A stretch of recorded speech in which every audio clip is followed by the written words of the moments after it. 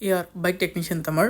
Suzuki Access 125 BE6 new model வண்டி இது. இந்த வண்டியில் என்ன கம்ப்ளைண்ட் பார்த்தீங்கன்னா, வண்டி ஸ்டார்ட் ஆகலை, எஃப்ஐ காட்டிகிட்டே இருக்குது டிஸ்பிளேயில். அதுக்கப்புறம் வார்னிங் லைட்டும் காட்டுது நம்மகிட்ட வந்திருந்தது.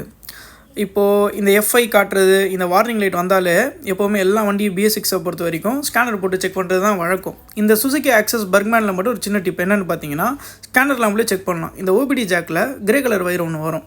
இந்த கிரே கலர் வயரில் ஒரு சின்ன வயர் துண்டை வச்சுட்டு பாடி எடுத்தோ இல்லை பேட்டரி எடுத்தோ வச்சோன்னா, இது வைக்கும் போது வண்டி மெயினாக வந்து கீ வந்து ஆஃபில் இருக்கணும். இக்னிஷன் கீ ஆஃபில் வச்சுட்டு அது பாடி எடுத்து பண்ணி ஆன் பண்ணோன்னா ஃபால்ட் என்ன இருக்குன்னு காட்டும், ஃபால்ட்டு கோடு.